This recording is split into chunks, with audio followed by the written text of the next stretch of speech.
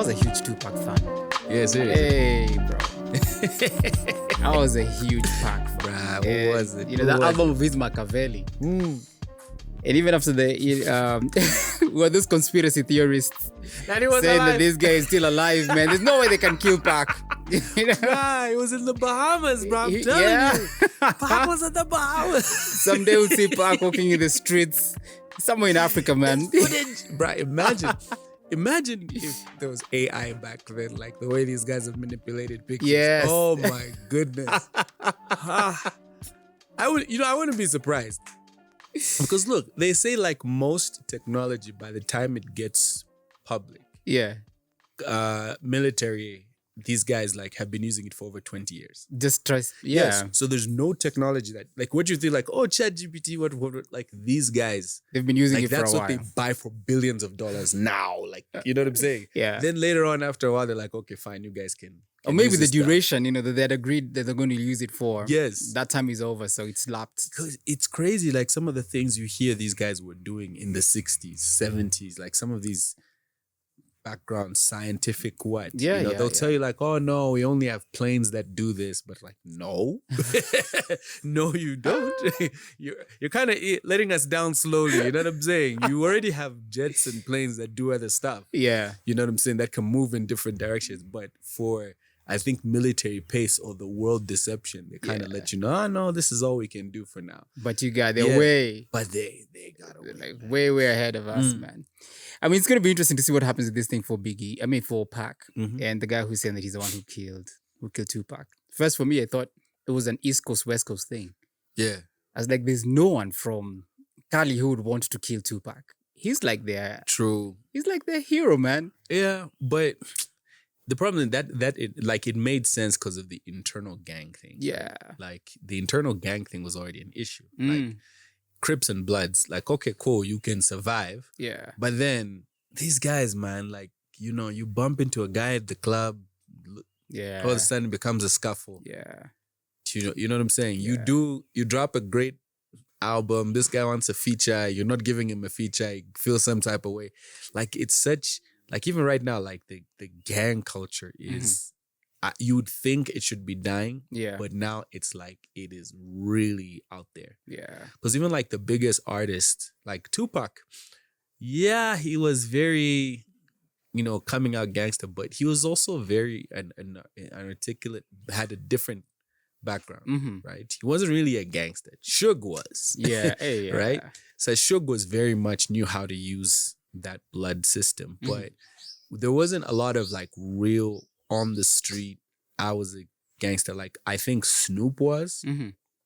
Snoop will never say like I shot some, but Snoop was. Mm-hmm. Because the way Snoop talks, like you can generally see that there are things he knew Mm-hmm. about it. Like there's an incident he says where they went to New York Mm-hmm. and they were in Central Park and apparently there was some beef between Nas and Pac. Mm-hmm. So Pac came up, you know, like, yo, what's good? Like he was very loud and the same, like the way he approached Nas. Mm-hmm.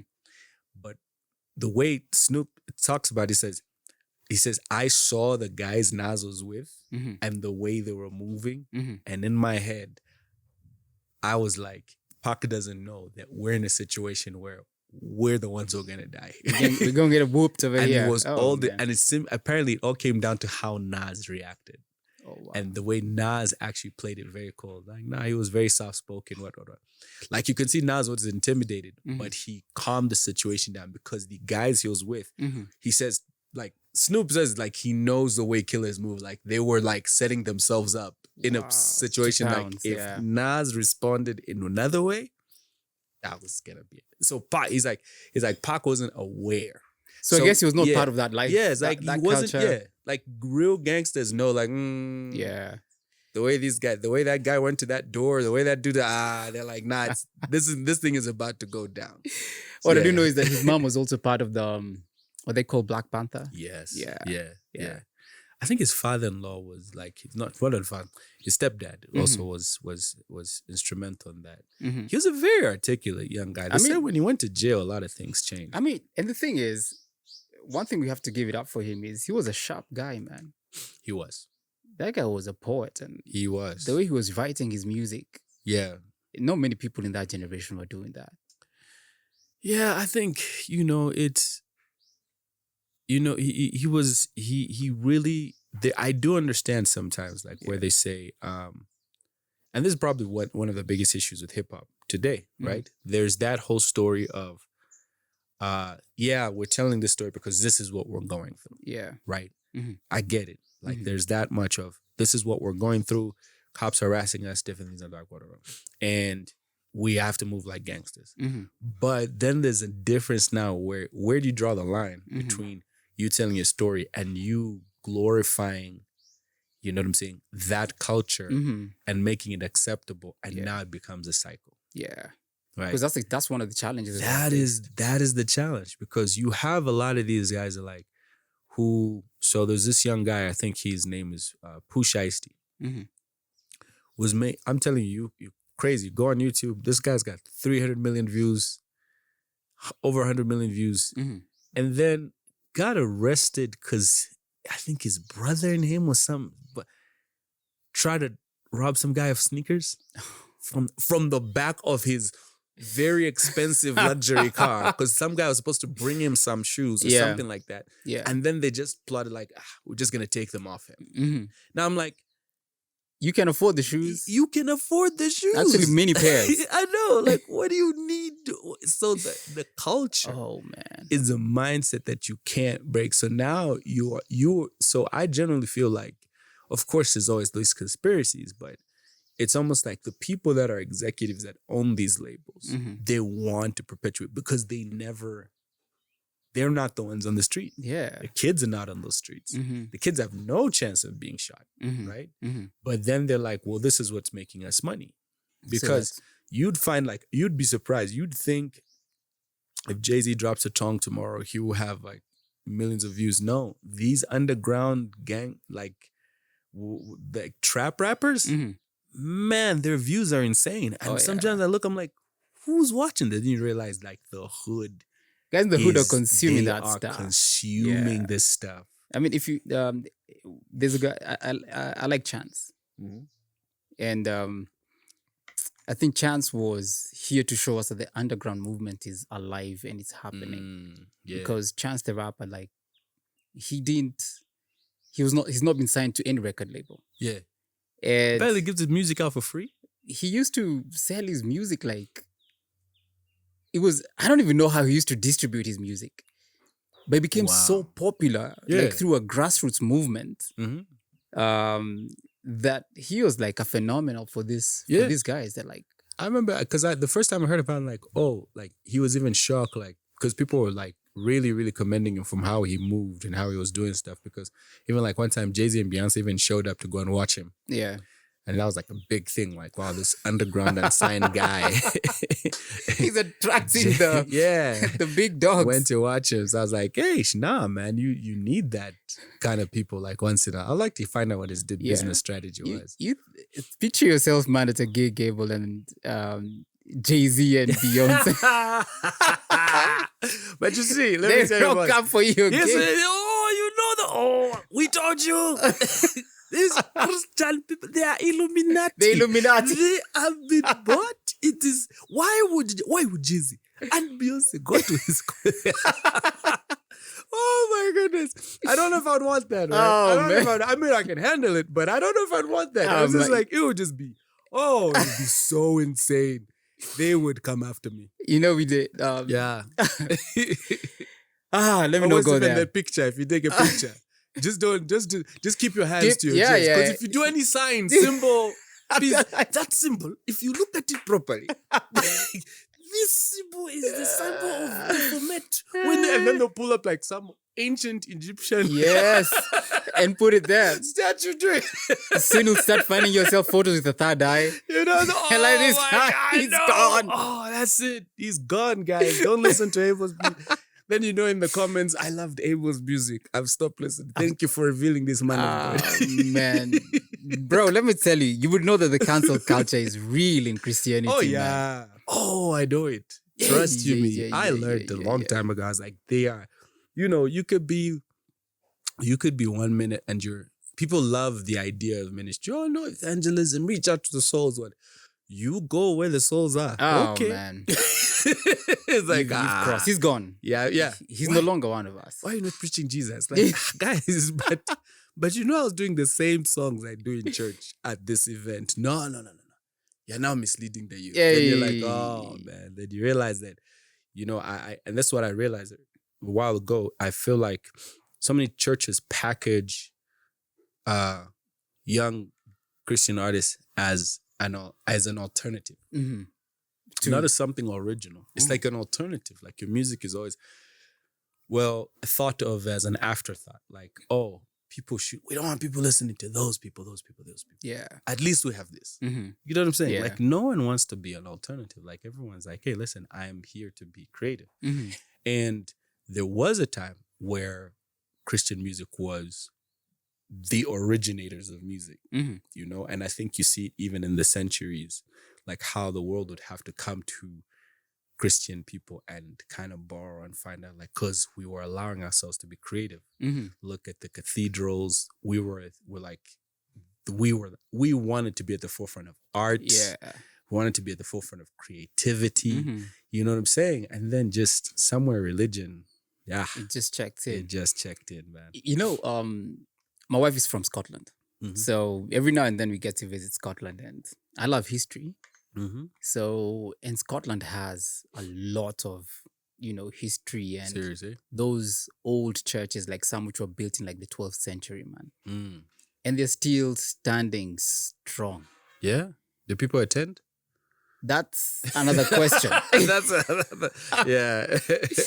And it's a good thing that you've asked that question because so the church will criticize and they will say, and when I say the church, a few members of the church, because not everyone, a few members, and especially some of those in positions of influence, they will criticize when you go to the clubs and you reach out to, you know, it's the perfect place for you to be at, to reach out to guys, because many of these people are not coming to church. Then they will criticize you. Yes. And we build these wonderful facilities and, you know, we spend billions of shillings and kwacha and whatever it is for a facility that's only going to be used once a week. Yeah. And we should learn from what has happened before, from the past. If it doesn't teach us, then we're going to fail. Yep. Those places are empty now because the church was not committed or very active in the lives of people who don't come to church. We're waiting for people to come to us.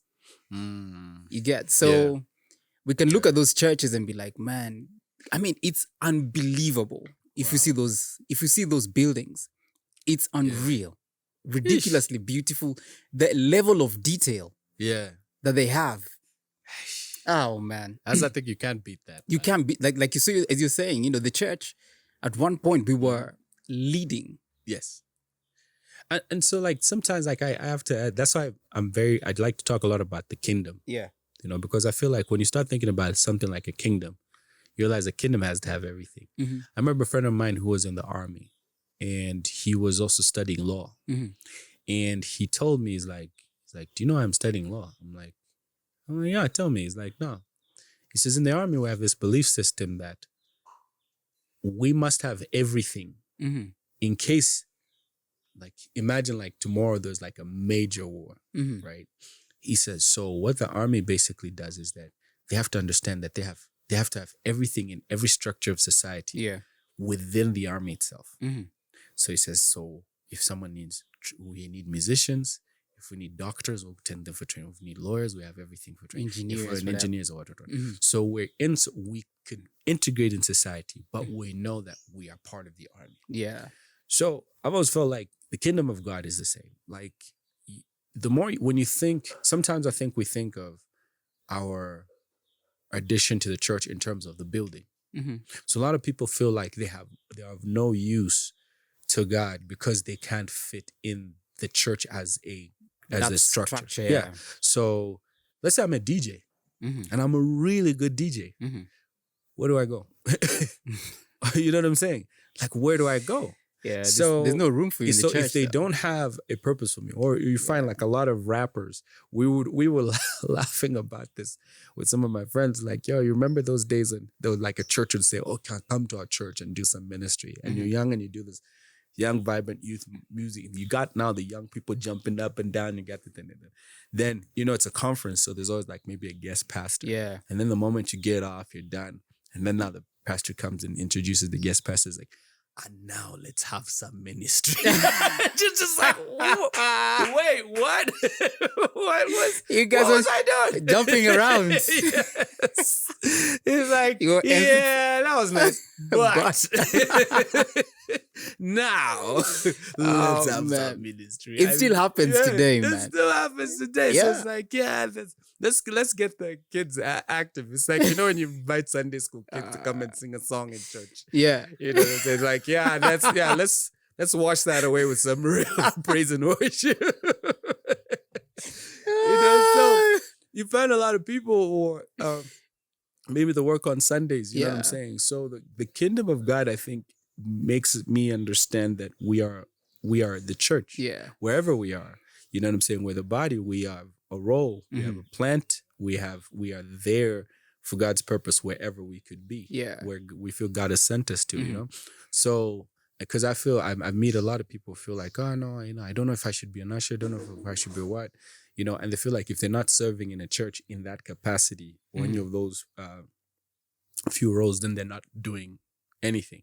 Or sometimes people get scared because they're weighing themselves of, am I good enough to do this? Yeah. Right? Yeah. I don't want to, you know what I'm saying, embarrass myself. So I generally also feel this, probably will push it as the discussion also, but I generally feel this is why we also don't have a lot of people who really are vibrant about their faith, right? Or are open about their faith, because people think, so for example, I was telling somebody, there's a guy who posted up something where he was asking, like, do you ever have like these dreams? Like, do you ever have visions or dreams and different things that you don't tell anybody about? And this is a young guy who's in the shout out to Full, where he's got a huge following in terms of like, he engages a lot of young people, right? Now, he's not like, I won't say he's not like a Christian influencer or anything like that. He's just a guy who's become an influencer in free tea.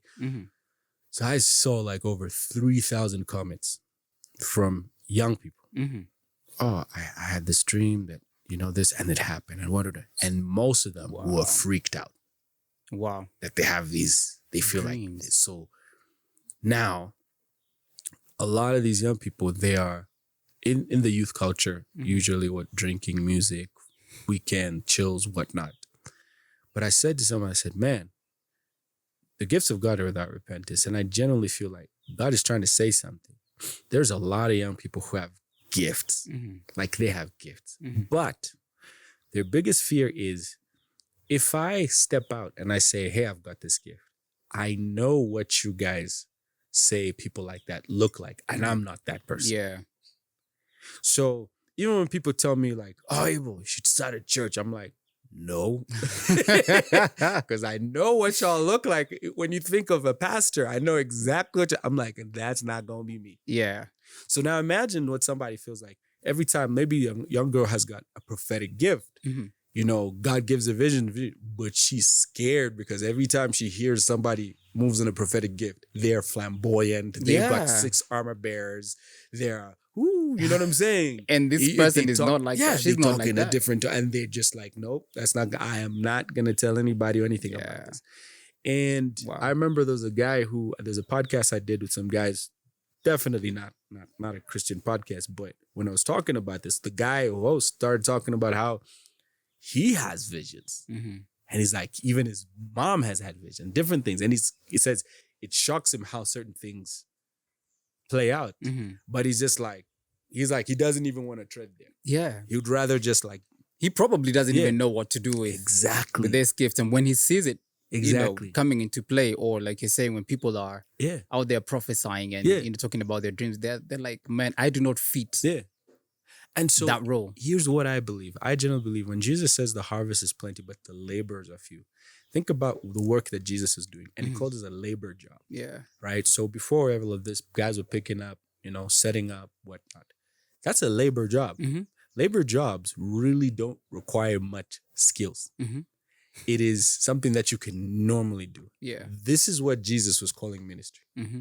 Any single one of you can do this. Yeah. When the disciples were sent out, they cast out demons. They're like, hey, look, Jesus. It's just like, this. Come on, really? Mm-hmm. Now, imagine, but when we see somebody do that, oh my goodness. It's a big deal. They should be wearing a white suit. Yeah. We should what? And so now we make something that should be a gift for all of us so superficial. Mm-hmm. Those that believe in my name, you know what I'm saying? They shall cast out demons. Yeah. Those that believe, all of us, oh no, I believe in Jesus. But like signs and wonders don't follow us. But bro, it's how we've made it. Yeah. It's like, for lack of a better way of putting it, it becomes like a commercial venture. Yes. Like, this is how we're going to draw people in. Yeah, exactly. And we need to look dressed in a certain way. Mm-hmm. But using the same scripture for Luke chapter 10, when the disciples come back and they're celebrating, oh man, we're able to do this. Yes. We're able to see people being healed. We're casting out demons. Exactly. And then Jesus is like, I saw Satan fall from heaven, from the stars, like, like lightning, like, that fast. Yeah. He was like, what you need to rejoice about is that your name has been written in the book of life. Like, that's the most important thing. All these other things are just... Exactly. He never made a big deal out of them. In fact, you'd heal someone and tell him, don't tell anyone I did this. But the moment you can do any of those things, my guy, you could have 6 Bentleys parked up. And call them prophetic Bentleys. And you put a number over there for guys to send mullah. You know what I'm saying? Yeah. So this is the kind of thing, and this is what I also feel like. Then you have guys who've got the gifts, and then they've just been made into these flamboyant characters. Yeah. I generally feel there's guys who, it's not that they're fake. I generally feel like some have an actual gift, but because the spirit of the prophet is subject to the prophet, so usually some of them get corrupted in the system that has created that those who have a gift are to be like this. But they have the responsibility to determine how they're going to be carried by people. Yeah. But do you think they know better? Like if it's all they've seen. But bro, it's right there in the scriptures, man. It's like you've said, that the gift, the gift is subject to the person who's carrying it. But I'll tell you, not that I wouldn't make an excuse for them. But when I'm around some of these guys, man, you'll find the system has created a persona for them. So maybe the person they served under said, we must be like this, this, this, and this. Yeah. And then the person who now coming up begins to operate in accordance with the system. Because I generally feel a human being's greatest desire is to feel accepted. There was a time I was watching something on television, and it was very questionable in the sense that it was a march, and it was these people who were happy that certain laws had been passed for them and different things like that, right? But a lot of stuff of that goes contrary with the word of God. Mm-hmm. So I asked God, I said, okay, on an emotional response, right? I've done a lot of, events around, I've been around, I'm seeing a similar emotional reaction of happiness and joy that these guys expressing and that I've seen. What is the difference? And I generally feel like it was the Spirit of God just said, because I wouldn't have had that thought myself. He said, never underestimate a human being's desire to feel accepted. That dropped hard, and I've built on the understanding of that, because look, if a human being's greatest desire is to feel accepted, which means power is the ability to grant acceptance. Yeah. So if I want to be accepted by Moz, I am automatically giving Moz power. So if Moz says, hey, I want you to do this, okay, cool. Tomorrow, if Moz can make me an outcast, I don't want to be an outcast. Yeah. Because then I'll be unacceptable. So you have to conform. Exactly. You have to. So, so sometimes Moz could be setting up his ministry in accordance with his personality traits. And we'll be like, oh no, this is how God moves. Yeah. So now we're doing everything to the acceptance of Moz, not the acceptance of God. What God says. And that's why I think, bro, that we need to be as children of the truth.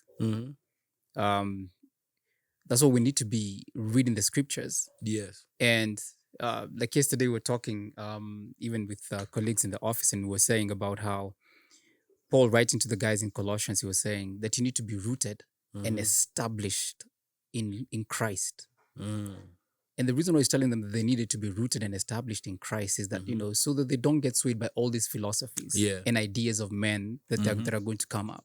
Yeah. Now, the only way we get rooted and established in Christ is also by reading the word. Mm-hmm. And that's how we're able to know and be like, yeah, I like what Abel is doing. Mm-hmm. Yes, I love Abel and I want to follow him. But at the same time, I'm not trying to be a mini Abel. Mm-hmm. I'm not trying to be a mini Moses. Yes. I need to be my own person who God has created me to be. Exactly. But unfortunately, like you're saying, we're social beings. Not unfortunately, we are social beings. And so we want to belong. That's even like the most vile, wicked, the most murderous person. They probably want to belong. They want to be loved. That's why the greatest punishment in prison is the isolation. Aye, bro. Yeah. Yeah, that's like even prisoners say, like, man, being locked up is one thing, but being put in solitary confinement, bro, you almost go insane. Complete. Yeah, you want to relate. Yeah. I mean, you're in that space for like 30 days. You're not talking to anyone. You're not seeing the light of day. You snap. That will mess you up. Yeah. That will mess you up. I don't even know if that helps the person reform or if it makes them even, like you're saying, it makes the person snap. It actually does worse.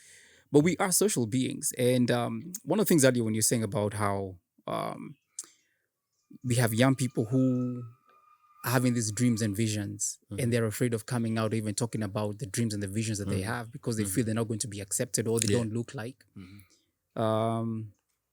We need to, there's two things I think that we need to do. One, God says in the book of Joel 2, as you're talking, this is what came into my mind, that in the last days, I'll pour out my spirit on all flesh. Yeah. And your sons and daughters, they'll dream dreams. Yes. Yes. And they will prophesy. Yes. The old men will see visions. Yes. So God is pouring out his spirit more and more today. Yeah. And where sin abounds, and right now there's a lot of sin and a lot of wickedness. Yes. Grace abounds even more. Even more. Yeah. The other thing is, so these young people, it's God who's pouring out his spirit on them. It's like, we need to be like Eli. And these young guys are like Samuels, and we need to tell them, man, this is God speaking to you. This is God speaking to you, and if you get that dream, pray. Or ask God to give you more revelation about what this dream is about. That should be your role as, those of us who've been in the faith for a while. Yes. The other thing is, so Jesus Christ talking to the disciples, he was like, I have other sheep who are not part of this fold. You guys think you're the only ones, but no. There are others who are not part of this flock here. Yes. And those guys, they're going to come in. They don't look like you and I. They don't talk like us. They don't act like us. Yes. They're radically different because they need to speak to their generation. Yeah. If you look at you and I, we are very different from our parents. And that's why they'll invite us into the church to go and speak or to go and do music or DJ. Yeah. And then they'll be like, when a preacher comes on, they're like, okay, now let's get into the serious stuff. Yes. You get? Yeah. Because they don't relate with us. Yes. But you and I have a better understanding. Yes. Where if we look at the younger guys who are coming after us, and you and I know that they're radically different, including how they talk. Because they might not come saying, praise Jesus. Yeah. But they love Jesus, man. Yeah. And it's going to be demonstrated through the way they live. I'll tell you this. One of my favorite passages is Matthew chapter 9. When Jesus picks, Matthew Levi as a disciple and he goes to his house. Yeah, man. What's funny? One of the things I pick out from that is it never says Jesus was praying for them. It never says that Jesus was doing the usual ministry. It says he was just ate. Yeah. And I remember the Amplified says he was reclined. He was. Right? And they were reclining with him. And I think, wow, like how many very spiritual people do I know? Bishops or pastors where people can feel like they can just relax. Bro, as he was comfortable. Yes. Being in that space. And you know what he called it when they looked at him and they said, why does your master eat with tax collectors and sinners? And he says, those who are well have no need of a physician, but those who are sick. Yeah. Go and learn what this means. I desire mercy, not sacrifice. Yeah. And he basically called it healing. So I've always said, when the presence of Jesus is there, it'll bring healing. Yeah. It will begin to heal all those things that people are dealing with. Yeah. All those people that think that. So let people come close. Yeah. No, shouldn't be allowing such people to come to me. No. If we know that Jesus is here. Yeah. Jesus is so confident. Yeah. So confident in his ministry. And I generally feel like this sometimes we have a very protective nature. Mm-hmm. You know what I'm saying? Of we're trying to preserve something. And I feel like when we try to do that, when you're not conquerors, people are trying to preserve and protect and hide. They end up losing. They're getting overrun. Yeah. They get conquered and overrun. You know? You find most of those churches that you saw, which are traditional, they're shut down, different things. At some point, they stopped trying to expand. They wanted to preserve. Yeah. And I'm sure at some point there were those who were like, oh, we shouldn't be allowing this. We shouldn't be allowing this. This is the way we've always done it. This is the way we've always done it. And that group got smaller and smaller and smaller. Yeah. And those gatekeepers, they ended up getting old and died. Yeah. And there was nothing new. There was no fresh anointing. There was nothing. And that place was just a building. Yeah. And this is what I feel like so many times where we're fighting the idea of like conquest. I generally believe believers are made to conquer. Yeah. Like we are we are meant to be an expansive force. Yeah. In anything and everything. We're not meant to chill, man. Yeah. I mean, we're told go. Yes. And make. Look. Yeah. But look at us, right? So if there's an area in life where people say, oh, it's corrupt. Oh, government's corrupt. Okay, cool. How do we get people in there? How do we get people with values and Christian and understand, right? Not with what you usually do where you can see it's manipulated, but just genuine heart, right? If what is it? Okay, we want to help people. Okay, cool. What do we do? Let's fund communities. Let's do this. Yeah. Where everything is strategic and you start to be able to see a lot of these things begin to happen, right? But when we're not, we get overrun. Yeah. And you know, many times you find that we were, Christian music was the leading thing. Then what happened? No, Christian television was there. Then what happened? Right? There was the idea of expanding and what. I hate the fact that a lot of times you find a lot of great artists, even today, who are great in the sense that they've achieved a lot, right? Everyone's backstory is what? Church. So when you had something great, valuable, what did you do with it? You didn't think about expanding it. You thought about protecting and preserving and keeping it. But you didn't teach it the idea of expansion, right? So even when someone knows that, but I really know that I'm called to be a global thing. But every time, the only way people feel like they can use this for church on Sunday. Yeah. Right? Ooh. So at the end of the day, you're not growing, you're not expanding. And then here comes this deal of, don't worry, woo. And it's like, maybe this is God. Yeah. But then you go out there and you realize you're alone. Yeah. And no one ever prepared you or taught you what it's like to go and conquer. Yeah. Right? To go and infiltrate, go and push this idea. And when you go into those spaces, that's when people start calling you out and say that, you've lost your faith. Exactly. You're no longer a believer. Yeah. You are entertaining the tax collectors and the sinners. Why are you hanging out with them? Exactly. and so this is why I generally, and that's why this is why I've learned, like, you said something about people being put on a pedestal. I always tell people, like, listen, everyone has an assignment. Everyone has a job. I will never be shocked if someone tells me, oh, this pastor had a scan. I'm like, yeah, Jesus, is he still alive? Okay, yeah, cool. Because I've come to realize the problem is we've got too many people that were put on a pedestal. Yeah. Way too many people. And it's unnecessary. Look, Judas was casting out demons. He was right there. He was right there, man. He was with those guys when they were going to cast out demons and healing the sick. You know what I'm saying? Yeah. He was right there. So but Jesus loved him so much. Never exposed him, never called him out. Because he knew this guy was stealing our money. He was. Jesus knew, man. Yeah. I've always had a question about that. I've always asked, like, Jesus, why did you never call Judas out? Like, you know what I'm saying? Because, you think about it. Just think about it. Jesus is very protective about people. He doesn't talk about, he doesn't expose you, man. That was crazy. Because that's very different from the way people pursue holiness today. Yeah. Interesting, let me say this while we're talking about the Judas thing. So Jesus does not call out Judas, but he rebukes Peter. When Peter says, one place Peter says, when Jesus asks them, who do you say that I am? Yes. And Peter says, you are the Christ. And Jesus says, flesh and blood does not reveal this to you. And then Jesus Christ talks about how he's going to be crucified. And Judas is not far from that. And Peter is like, no, that's not going to happen. And Jesus rebukes him and says, get thee behind me, Satan. Yes. You get? Yeah. Calls him out. But and Peter was like at the forefront, he was amongst the three boys that used to hang out with Jesus the whole time. Yeah. But he's talking about his crucifixion, and he knows the guy who's going to betray me. He's right here. He's right here. He doesn't. Imagine. Yeah. He doesn't tell Judas, leave my flock, you. I don't even know. Let me not put words into his mouth. Have you seen that TikTok that one of you will betray me? Is it me, Jesus? No, like, no, I haven't Judas seen. is like, is it me, Jesus? Is it me, Jesus? It's a funny little TikTok, but like Jesus could have been petty. Jesus could be like any way possible. Be like, yo, Peter, now's the time to use that knife that I know you're hiding. You know what I'm saying? This is the dude to use it. This on, is He did it, and that's I think what I the worst thing, because I've seen this happen.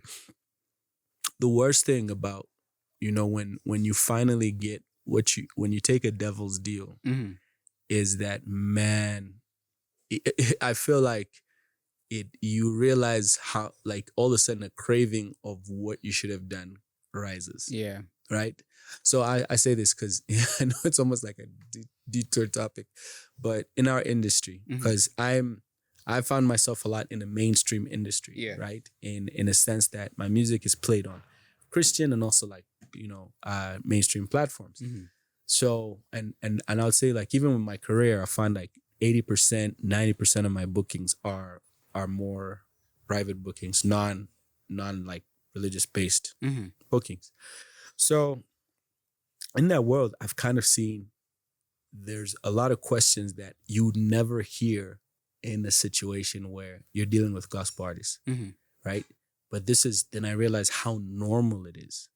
So first questions I'll get is, so you don't take any, like, you don't smoke weed to get you to write? I'm like, no. What? How? Then you start realizing, like, you need it for inspiration. This is like, it's almost like a Christian, like, you don't pray before you. Yeah. But for them, their reaction was like that. Like, how? Yeah. Like, you don't get this music from, like, how? Yeah. And these are like really major artists who would ask me these questions. Like, major secular artists would say, like, hey, how do you, because they love your music and they're like, it's well written and, like, bro, like, that's crazy. Yeah. Bro, we know that. Can't sit down and write without taking that. You know what I'm saying? You got to be under the influence, man. And now the culture is now I don't know if it's here as well, but the witchcraft aspect. Yeah. Which a lot of people don't talk about, because a lot of young people are getting into these deals. So I've got to ask you, is this real in the music space? Oh, yeah. Oh, yeah. Witchcraft. Oh! Boss. Bro, I've heard people talk about it, but it's people who are not in the music system, in the music game. People are going to click badly on this one. Oh, yeah. Oh, yeah. It's crazy. Witchcraft is huge in the entertainment industry. It is huge. So you go sit? Yeah. You go sit. You're told to do certain stuff. You're rituals, told to whatever do it is, rituals. Yeah. When you start hearing a lot of these guys, like, I realize just how, like, wow. I value the gift that I have from God more than anything, because I realize, like, wait, you went to a witch doctor to do what? What? Just to get a hit song. Wow. And then I'm thinking, wow, like, that's something I think should happen naturally, right? Then I realized the difference between when God gives you something and when the enemy gives you something. There's constant unrest with a lot of these guys. Yeah. There's constant. Remember, these elements that you take for granted. These things that you take for the peace that you have. Yes, of course, there's certain things in life that stress you, but you just don't know. You know what I'm saying? The elements like envy, jealousy, right? Things that you don't really fight with. Like, they become dominant. Like, anything you do, you post up. If I post up, like, oh, I'm in Kenya, maybe I'm with Moz. 6 guys will start DMing you. Oh, hey, Moz, hey, what's up? They're looking for plug, a way out. Yeah. if someone shows something, how did you become successful? I'm willing to do anything. I know guys who get, especially like secular producers, they'll get these phone calls. Hi, I'm a young guy. I really want to do. There's actually a video. The guy who did the very first recording when I was young, I was about 12 years old. Name is TK. He even recorded it.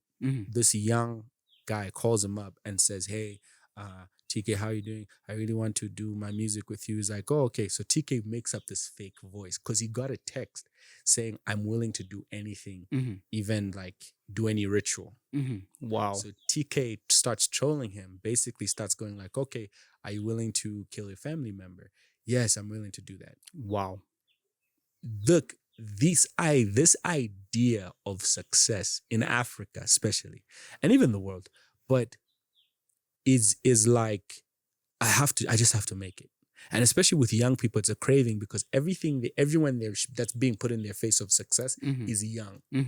Oh, young. Oh my gosh. Why am I 25 and I'm not a millionaire? Why am I not right? So the things they will do just for that success, they will sleep in a coffin. They will, you know what I'm saying? There's a friend of mine I remember who was telling me a story. He realized he had to change his life because he was dating this girl, and all of a sudden she moved in with him, and he was like, okay. Now, of course, he was from a Christian background, but he was like, kind of. He says, "Bro, I got serious about prayer when my maid was cleaning my room and found a little bottle under my bed, like stuck underneath. Had my picture on it. There was some black goo in it." Oh, bro. He said, man, because his parents are in ministry, so next thing they're doing prayers. There at his house, he's like, prayers and stuff is being revealed. Like, oh yeah. Wow. And this dude who's moving the prophetic is like, yeah, on this, there's a time she took you to this place and that. He's like, yeah. He's like, yep. She did it, like narrating to him to things he's never told anybody. Is he in the music industry? He's in the industry, yeah. Entertainment altogether. So a lot of this entertainment industry where people want to be seen. Yeah. Like I said, a human being's greatest desire is to feel accepted. Yeah. This industry where people love to be seen, recognized, honored in what way, perceived. You'll be surprised the things that they've had to do, rituals. I remember I met some West African artist. And he was telling me a story. He says, yeah, man, one time, like, I think he thought that because he met me where somebody just introduced, oh, this is Abel. He's an artist. He's a big artist back in Zambia. And a fellow artist introduced. He's like, yeah, man, you know what? And all of a sudden, he just starts going into a story. He's like, yeah, one time I'm on stage. I showed up in Cameroon. I'm on stage. And like, all of a sudden backstage, I just start getting itchy. So I'm scratching. I'm like, why am I getting itchy? And then this guy comes to me. He's like, no. It's the previous artist, they want you to fail in terms of your performance. So here, take this bracelet. And he says, I put on the bracelet and the itching went.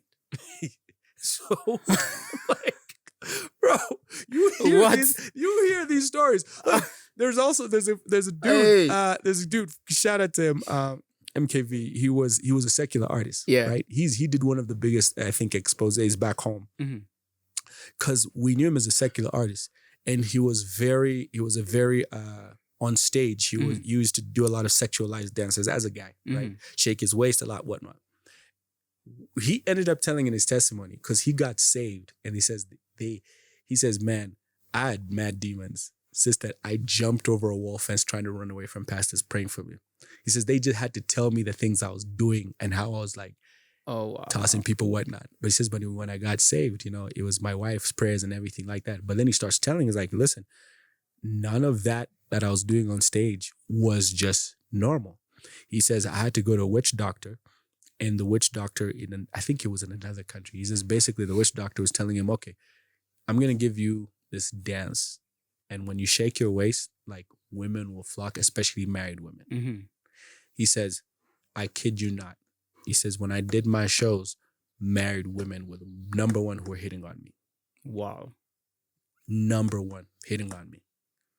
Says when I start doing that dance, it would just be like, all of a sudden the vibe would just become different. Bro, I'm just thinking, man. Some of these dances we're copying and thinking that we need to run with them. Like, man, we need to think twice about them, because I tell people, like, you know what I'm saying? I'm also not that person who's like, ooh, I get scared, right?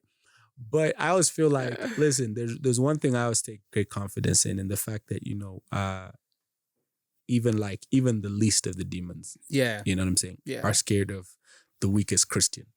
if the weakest Christian understands who they are in Christ. Yeah. Right? And I remember even Joseph Prince was once preaching, and he says, I don't know why people make such a big fuss about the power of the occult. He says, I was in that. He says, and one thing you knew is, if you're going to try to attack a Christian and you fail, those demons come back and torment you. Ooh. If you try to say, okay, it's a risk. You know, the Bible says, you come attack you in one way and flee in seven. Yes. He says, my guy, the demons are like, are you sure you want to do this? Because when I get whooped, it's you I'm coming back. Yeah. Yeah. When you're using those entities. That's crazy, man. So this is a culture that even like with sometimes you face, you find so the problem is, and I always tell people, like, listen, I am not for anything that has no blueprint. Yeah. Right? If you're gonna tell me or you're successful, okay, cool, show me. How did you come to this? Yeah. Right? And some guys can't even. Yeah. So some artists would just show up, throwing money, different things. No, I'm giving, here's a bunch of money. And people like all of a sudden, because poverty is very big. Yeah. Again, people will be flocking to them. Oh, I also want to become like you. I also want to be what? What do you mean become like them? Yeah. Basically, I want to be seen. I want to have money. I want to think. And and I'm telling you, a lot of young people are getting themselves into some very dark stuff. And it only creates depression. It takes away their life. There's no peace. I know guys who, a lot of artists who I know are into stuff, they can't even be in a room when you're praying. Yeah. The moment they just see like, oh, you're taking this, they'll have to walk out. After you're done singing, they'll come back. There's no peace in that life. Yeah. But you're flexing. You know what I'm saying? You're flexing. For everybody, yeah, you got houses, you got what, but there's no peace, man. You know, there's an artist I love. I think it's Lauryn Hill. She did an album called Unplugged at MTV Unplugged. Yeah, it was like her last album that she did. Let's not forget she did one of the greatest albums of all time, Miseducation. Man. That album has such great teachings, man. Yeah. Yeah. My middle child is called Zion. Yeah. I'm just gonna say. I'm just saying. I was like, man, you've been inspired. I'm just saying. Not gonna go into it, but you know. Hey. Zion, that album, Miseducation, it's still actually one of my favorite hip hop albums. Yes. Hands down. Yeah. The content is unreal, man. But so when she did her album called Unplugged, and she was tired of that life. Like she was like, she says that after, Miseducation of Lauryn Hill, she won was it 9 Grammys? Yeah. Man, she won almost every Grammy that she was nominated for. Yes. And one of the most successful musicians we've had in our lifetime. So she took 2 years or 3 years before she released Unplugged, and it was just her and her guitar. And so anyway, she sang. Part of it, in one of her songs, she says that the road to hell is paved with good intentions. And so the enemy will do, man, he'll do anything. He'll put out dollars for you.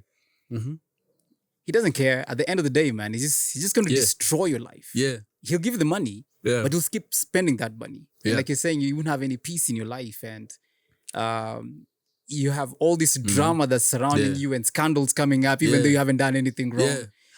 He doesn't care. Look, even, have you, if you ever listen to the content of some of these rappers, man, there's no peace. No. Demons chase, especially these new kids. Oh my goodness, demons chasing me. What, in my dreams, I'm having this. I'm like, yo, what did you get into? Why should I be craving any of that, right?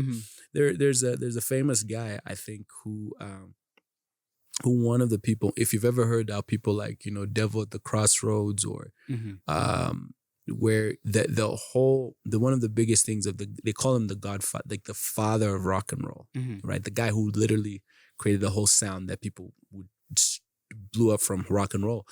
And they said it's often documented that he narrates about how he sold his soul, right? And there's a famous place where it says there's a crossroad where he says the devil gave him an opportunity and he took it. And after that he could play like nobody ever. But then he would write these songs like hounds chasing me, you know, or you know what I'm saying, or just his lyrics in the last days became that. Now, one of the songs where he talks about like hounds chasing him, it is documented that when he was dying, he started howling like a dog.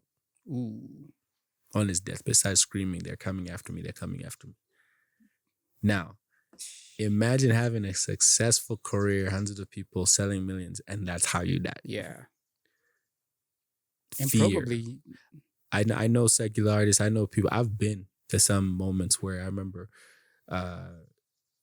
Here's one thing I'll tell people. I wouldn't want to mention a name because I think, but there was an artist I knew, and he had an incident. So he was in the hospital for a little while, but in his last days, and that's one of my biggest regrets that I didn't get a chance to see him because somebody asked me, "Oh, please, can you see him?" But I had such a hectic week, but I should have made like a lot more time because when I heard the stories, everyone was like, he had started telling his mom, like, "No, I'm seeing people coming after me in my visions. I'm seeing musicians. I'm seeing certain things." So his mom was very convinced that that there was a spiritual reason her son was killed because he was extremely talented. Wow. Very good songwriter, right? But there's something I've also seen in Hollywood where apparently when a musician or somebody who's famous dies, people go to mediums and say, "I want to talk to the spirit of that person so I can get their gift." It's a big thing. Wow. Like mediums are like, oh, like a Michael Jackson dying, mediums make so much money. Because all of a sudden, like, oh, I need to talk to the spirit of this person. I need to get their inspiration. I need to get whatever inspired them. I need that. That's messed up. Because I want to get to that level. It's so crazy how sometimes dark this place is. Exactly. So I'll tell you. So then we did his funeral, right? So he eventually, unfortunately, passed away after being in hospital. So his funeral. I'll never forget. So I was asked to be an usher at his funeral. The first thing I noticed was when we did so we have this ritual where we take your body to, they take the body to, there's a place called Playhouse, which is has a historical, artistic, we'll have a service there. Then they'll do the church service. There was a lot of young people there I saw like, who kind of like, I got this, I didn't want to judge, but it felt like a lot of them wanted to be seen. Right? So then we get to, they had a church service. So I went straight, I had another errand. So I went to the graveyard. So when they went to the church service, somebody comes to the graveyard first and says, "Yo, the church service was crazy." I said, "What happened?" He says, "Fans showed up." I'm like, "Well, what's bad about that?" He's like, "No, they were just in a route." This is in the morning. Hundreds of people drunk. Wow. They started doing dig outs outside the church. Cars started playing chicken. Chicken, you know how chicken? Like, you're in your car, I'm in my car. We start driving towards each other and whoever moves. Wow. And ramming into each other. Bro. So I'm thinking, nah. And then they start coming to the graveside. All I could hear was loud music. They came in buses. So we're at the graveside where the pastor couldn't be heard because there was so much loud music everywhere. So I went to the cars and I started telling people, "Hey, please switch off the cars. Please switch off your engine." "Oh, Mr. Abel, okay." So now it's becoming quiet. So people are going towards the graveside. Of course, then the next thing, so they're lowering the casket and it snaps. Snaps. Yeah. Boom. Now there's rowdy, right? So now all these half-drunk people are trying to slap around the guys who handle the casket, right? Who work at the graveside. Because it's like the most expensive graveyard in the country. So most times, prestigious people always get buried there. Yeah. So they're trying to slap them. So we as musicians, we rush and we create a circle around the graveside just to create like, hey, people respect this, so they're not going to break this barrier. But half the time, there's so many people talking, making noise. There was no sermon. The pastor just said, "I can't preach." So now there's all this rowdiness. You think it's bad? Check this out. So all of a sudden, while we're holding hands, they're like, "Okay, cool. Let's have an actual proper service." We've surrounded the grave. So we made a big circle as musicians. And I don't know what one guy did provoke one artist. Artist turns around, punches the guy in the face. This is at a funeral, bro. Wow. Punches the guy in the face. Next thing, there's a scuffle. While we're trying to stop that fight, I look over and there's a drunk guy. Remember, now the casket is in the thing. The grave is open. They haven't put the soil. Lights a firework. Throws it inside. I'm sorry, man.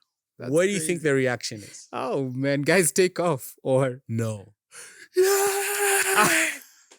This is weird. I said, no way. Yeah. They start clapping. At that point, I'm like, so, bro, you know, usually if they're burying you, they have to put cement. Yeah. Like, they put like cement. Yeah. And then they put also like, man, there was no cement. They just buried. Just quickly put as dirt. Let's finish this. So I'm like, God, what? And there's so much noise. People are drinking. People are shouting profanities. It's just confusing. Then this is crazy. So then there was also an incident where, because remember, there was just this rumor that he was killed by people who wanted his gift or musicians. Mm-hmm. So there's a lady, I even saw them, like they looked weird. They were just like dressed in these, they're not really like hijabs, but it's almost like fancy hijabs, but they were very bleached, light-skinned women, right? And one of them, while there's all this coming, she grabs soil and puts it in her handbag. Like graveyard soil. Now, then somebody saw her. Man, the guy's sister went after her. Oh, man. Man, it was insane. And so now I'm sitting there. Yeah. So now I'm just like, okay, Lord, you brought me here for what do I do? Yeah. And the Holy Spirit is like, give the family flowers. I'm like, it's like, just hand the family their flowers. So I go and grab a bouquet and I start handing the family flowers. And lo and behold, everyone started dispersing. By the time I finished giving the family members flowers, and we start walking towards the grave to put flowers, people jumped into the car and they're already starting to drive off. I really don't know what that symbolized. But it was just like I prayed. I'm like, God, this is confusing. But what I got out of that was, I generally feel like music also has a spiritual touch, right? And definitely does. Whatever your intentions or whatever you pulled, people into will manifest itself into their lives or whatever they're coming for. I generally feel like the audience to which he was performing to, the manner in which people came to his events, inebriated, clubs, I would have assumed that people were going to come a bit more respectful, but they came in the exact same manner. That's because that's the experience of him. They came with the inebriated behavior. That's what shocked me, is in the morning. I'm like, who's super drunk in the morning? Maybe it's that's 9 their a.m. way. Maybe that's the way they're thinking, let's honor this guy, because that's how his gigs have been. Exactly. So that's what I was like, that's when I learned. I'm like, you know what? Y'all need to, think truthfully about what you write. That's why when people ask me, oh, you do love songs as a Christian, I'm like, trust me, they come from a very spiritual place. And we can talk about this, man. We can talk about this because you are in this space where God has allowed you to be able to experience. You are a very respected musician, not just in the gospel music space, but music in general. By the grace of God. By the grace. 100%. No other way, man. God, man. No other way, man. So I'm going to ask you something, just for our listeners to get to know you a little bit. And even for me, like, did you grow up in a church space or no? Yeah, I actually grew up in a church space. I grew up in the sense that my mom led me to the Lord when I was young, very young. And I actually asked her if I'm a Christian. And she said, oh, would you like to be? I said, yeah. Oh, wow. And then, of course, later on, you start feeling like, I think I've sinned. And meanwhile, you're 12 or 13. Yeah. Then you're like, okay, no, let me just, for safety. Let me do it myself. Yeah. So, so you have that thing. So I've grown up in a Christian home. I grew up in a Christian home. I think I knew my parents. When people say, oh, I have a spiritual father. I'm like, that was my parents. I knew no one who I could count as more spiritual than my parents. And that's why even sometimes, when I'm on stage, it overwhelms me because I realize some of the things that have happened in my life. I would hear my dad all my life growing up praying for success, praying for my future, anointing me. You know what I'm saying? Wow. And I would have loved him to see it. But I remember the last time he came to watch me, he saw me singing in a church and he cried. And he because I had just come back from the States and he hadn't seen me on stage, ever since I'd come back at the time. And the same year I came back, it's the same year he passed. So I grew up in that sense where I saw him cry and the pastor said, "Oh, would you like to come and say something?" Because he had also been in government, he had been ambassador, and he just gave blessings and spoke. And about a month later, he passed. Oh, wow. So it was like he had been at one point, but he was okay. So it was actually a surprise. It was on a Sunday morning. I'll never remember. November 22nd. I was singing in church. My mom said, "There's something wrong with your dad." So, and I was supposed to sing in the second service. So it was like she called me right in between services because he would attend the evening service at church. So I rushed home, found him on the floor. We picked him up, rushed to the hospital. He was non-responsive the whole time. Yeah. You're kind of like hoping that when you get to his body is cold, but you're just like, okay, maybe the doctors will do something. Yeah. And by the time we got there, it was different. The last thing I ever heard my dad say was that very morning before I was leaving for church. That's what I'm saying. Like, there was nothing like, he just said, he said in Bemba, I would say, "Munchitedeko newspaper," which means get me a newspaper. So a week after his burial, I'm going back to work and I get to a gas station and I'm at the gas station and a guy comes and knocks on my window and goes, "Newspaper." I started crying. Man. I was shaking. So I called my sister. I'm like, "Hey, yo, my sister's my manager." So I said, "Yo, I am just..." So she says, "Okay." So later I met my sister. She goes, "Okay, listen, get these keys to my apartment, go to my apartment and you be alone." I said, "Okay." So I went there and now I have beef with God. I thought I did. I was just like, why could you take my father away from me? And why would you do this? And God said this in a very most beautiful way. He says, "You didn't lose your father." He says, "I've always been your father." He says, "Every good thing that you saw in him was me loving you through him." Oh, man. And I was like, yo, hey. And I remember a conversation I'd had with my dad when I was he was telling me his upbringing life. And I was saying, "Oh, man, you're just an amazing dad. He's this amazing person." Like, "No, I'm not a good person." He says, "That's just your perspective of some things." But, he says, because I'm guessing he's also known the things. And when you're older, you realize, that's why the Bible says that when Jesus says he is without sin, the older ones are like, yeah. So start taking off from the oldest. The younger ones hadn't gotten there yet. The older ones are like, "You know what? You got us there, Jesus. You got it. We done a lot." And meanwhile, the eyes of the young are like, "Oh, these older people are so amazing. Yeah. They're so, you know what I'm saying? It's scandalous." Meanwhile, they know. The older ones are like, "You don't know." Yeah.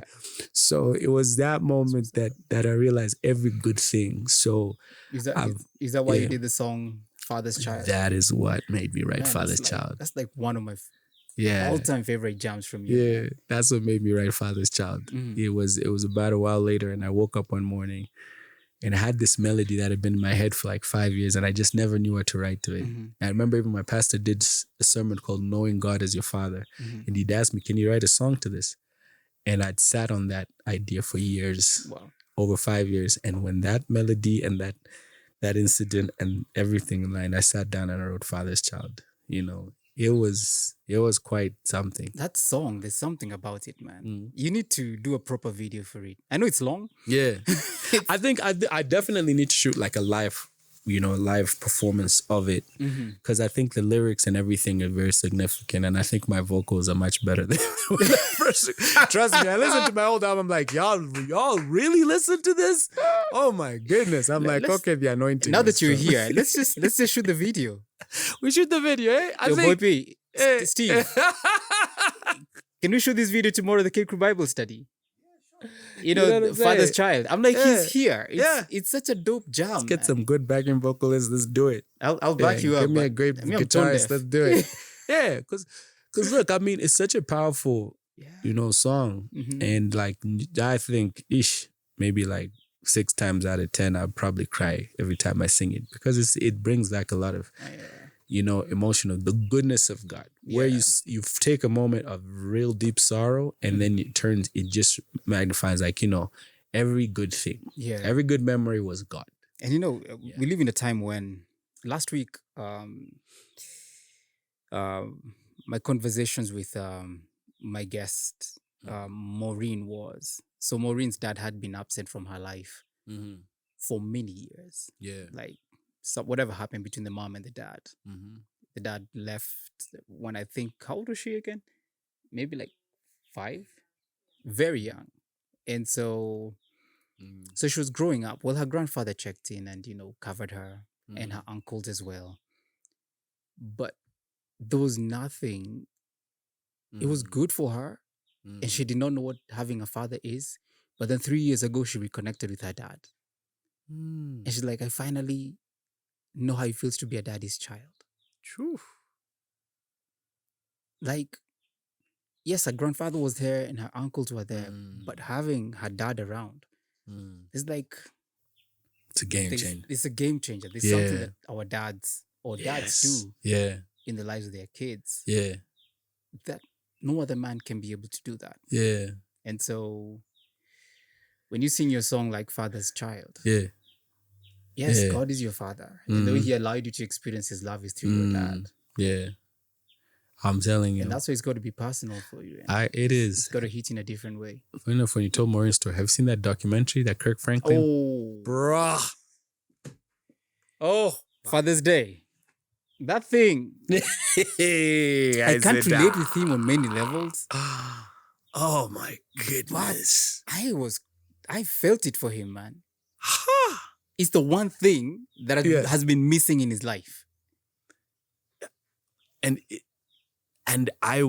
one thing I have to say is that even for the few moments that I saw his dad, like his real dad, I would say, I was like, God really is about to restore, because his dad just seemed like a very solid, good man. He seems like a really good man. Like the kind of person that I generally feel he needed in his life, but was robbed of him. And you can see all these issues that he has, even with his son. Yeah, wisdom. Yes. They all come from that place of not having a dad in his life, his father in his life. You know what I'm saying? Like, he had no exact... And the way the father handled the situation was like, hey, listen, do at your own pace. What? I'm like, that takes wisdom. Yeah. That takes years of wisdom and not being denied. When he does the DNA test himself, he says, okay, forget my DNA. I want to know if that's my son. Yeah. Like that, there was no like desire for anything from Kirk, but for Kirk to have, I mean, even just his own wordings, like he was so aware of what Kirk needed. When he said, I remember when he said, he goes, you need this. I'm doing this because I know that you need this. Yes. I'm like... It's not about him. Yeah. It's about Kirk. I was like, oh man, this man's about to change Kirk's life. You know what I'm saying? He's about to change Kirk's life. And I didn't expect that reaction from the son, eh? Yeah. That reaction was like...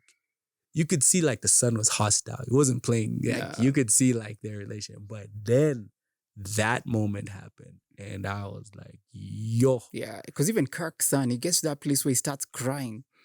Because he's like, this has been it. Yeah. You not having your dad in your life. Yes. This has probably been the one thing that's causing us to have all this tumultuous relationship between us. Oof. And then the mama. Oh, man. Oh, man. Oh. In Zambia, we have this line called Kufwana no. Like, if you're caught, like, just die with a no. Kufwana no. Kufwana no. Like, that is one of those moments you don't have to die with a no. Just tell the truth. I'm like, how do you explain this? You have the DNA test here, 99.9%. Ma'am. Unless you're saying it's an immaculate conception or... Oh, my goodness. I'm like, ma'am. Listen. She jumped that thing. baby, I'm telling you, I don't know about this. Oh, yes, you don't know about this. You don't know how a DNA test works? Oh, my goodness. Unless she was in a zone whenever what happened. But you're like, you cannot... You know how the story even came up? Yeah. And sorry, we're trying to talk about you more, but now you brought up the Kak story. But everyone in the church knows that Kak has been looking for the dad. Yes. The mom was already presented this other dude from Texas saying that this is your dad, who clearly was not. Because even when Kak went to see him and telling him about the things that he was going, like he didn't have anything much to say because he knew it was not true. Yeah. So, Kak goes to church for I think he believed he was. I think she had made him believe that he was Kirk's dad. And his mom. But he probably had denials and like, yeah, most likely. Because like when I look at this man, I look at myself and I look at you. Yeah, he don't look like us. Yeah, because when his good friend, when he went to church for a friend's burial, and his real dad went for that service, guys are looking at him. They're like, yeah, and just so happens to say, oh, I used to date them. Oh, yeah. Wait a minute. Yeah, your nose. Yeah, your eyes. The height. The height. They're like this. He didn't even need to go for a DNA. Oh my goodness, the congregation was like, this dude is the one. You know, I also feel like I've said this to a lot of, because I do men's mental health discussions, and I feel like this also is a testament. Like, listen, ladies who weaponize their children to get back at men, it does not work. You either really scar that child or it backfires. Yeah. It backfires. I've seen so many young guys brought to me sometimes by single moms. Oh, no, talk to my son. He's disrespectful. He's whoa. And then you start talking to this young guy, and then he's like, well, to be very honest, as I'm growing older, I realize why my dad left this woman. I've had young men straight up say stuff like that. Wow. And they'll be like, I don't like the way she talks about my dad. Mm-hmm. Because now there's this thing where she's tried to isolate maybe her successes, like he doesn't need a father. Yeah. I'm a provider. I'm a businesswoman. I've got money. But if you think that's all a man does, you are highly mistaken. Yeah, about the role that a father needs to be in a child's life. So Kambua said that mothers have caused some very deep wounds. And for me, I'm always like, men are always being called to stand. Yeah. Will the bring men please stand up? And of course, there's all these responsibilities that comes with the role of being a man. And on Father's Day, when I host a TV show and I ask guys to send us a message appreciating their dads, out of 1,000 messages, like 900 would be men appreciating their moms, that their dads are absent. Now, Kambua says that moms cause some very, very deep wounds. But we don't realize it because the dads are always portrayed to be the narrative. Person. Yeah. So with first, of course, because usually this is a very sensitive topic that obviously gets a lot of people riled up, right?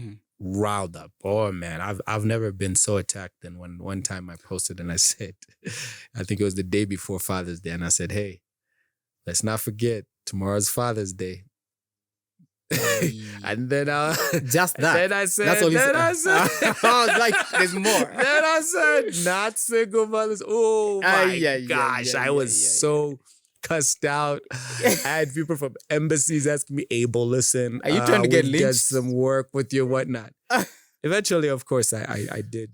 I was just like, it was too much. It was a lot of heat, right? But now I think more people are coming out and appreciating, like, listen, fathers can be appreciated without having. We're talking about the good fathers. Yeah. If we're going to talk about Happy Father's Day, let's talk about the good fathers. When you talk about Happy Mother's Day, we're not saying all mothers are good. Yeah. Because trust you me, we know there's some bad mothers out there. Yeah. We know some abusive mothers. We know there's you know what I'm saying? But that's the story that's not really told. But why I feel like it's important to be able to share, to have this discussion about this is, so there's a guy who does a lot of discussions. Of course, he's not a Christian speaker, but he's got a lot of wise sayings. And one of the most important things he says, you cannot protect that which you cannot control, that you cannot guide, right? You can't. Maz, if you're a leader, if you're a priest of the home, if you cannot tell any of your family members that saying, hey, it's time to pray, we're going to do this and that, you can't protect them. If you tell your child that like, hey, I need you home by 7, and they're like, who are you to tell me that? Yeah. Whatever harm or anything that happens out of that, that's out of your jurisdiction. It's not in your control. Yes. And there is this thing of a lot of men being told, protect women, protect what. But there has to be an acknowledgement of what role is the man in your life, right? Is he a leader? Is he what? No, but he's not leadership enough and whatnot. Okay, how did you select him? And this is one of the things I've had a discussion with people. Like, one, we need to start talking about the selection process or how people get into these relationships. I think people think African culture is so behind, right? But they forget that these things were made out of the years of wisdom. So I'll tell you about my culture. I don't know about other people, but I'll tell you about a bit of my culture. So for example, a man and a woman can't come into a relationship unless their families are involved from the word go. Oh, for real? So look, you have a right. So this is how it was done. Now, of course, now we meet anywhere at church, right? But think about it, right? So no one can question my manhood in the sense that, am I man enough? Because from the time I'm at a certain age, the men took me away from interacting with any females. And then they put me into a series of things that would prove I'm a young man. They'll teach me culture, different things, whatnot. That whole process, right? That was how African young men were. Then they're presented back to society and said, well, he's a warrior, he can farm, he can do what? He's a man. So now if he meets a girl and he says, I met a girl, okay, cool. We as men in our culture know you're a man. You're ready. Because when we send your uncle to go to talk to her family, he's not your friend who's saying, oh no, Moses is a cool guy. What? You know what I'm saying? He's your uncle. Yeah. He's a man who's like, on my family's legacy, this guy is man enough to look after your daughter. That's what it meant. And that family, whichever culture he selected, they're now representing her. She's quiet. Yeah. They're like, yeah, she's been raised well in this family. We know that if she comes into your home and she becomes your wife, she's not going to embarrass our entire legacy. So there's a process of protecting her. There's a process of making him ready and proving that he's worth it. Yeah. Now, who's validating any relationship nowadays? I find you on Tinder. I see you, your pastor who sees you once a week, be like, oh no, that's a good guy. I get it, right? I do get it. But at the end of the day, there's never been, a lot of relationships never had a rite of passage for us to be. So when women saying, oh, these men are not like men from old, I'm like, men from old lived in a time where we are ready for war. Yeah. Right? You could literally be drafted. So there's a lot of things men from back in the day were being trained and taught, right? Yeah. They were under colonial rule. They were under, you know what I'm saying? My father was a freedom fighter. When he tells me stories, I'm like, yeah. So even back then, so if I step into a situation where even you're trying to get that result from the fathers of the day. Understand the fathers of the day are different things. Yeah. And then you have women who say things like, oh, but men nowadays are like this and this. And like, let's also remember that we have removed the culture that we knew and we've adopted a new culture. So the question is about the study of cultures. The question is if we practice this, how does it end? Right? And I think we're adopting a trial and error, or we'll figure it out as it goes. Even a lot of things that I think people say, oh, Christian marriage, or no.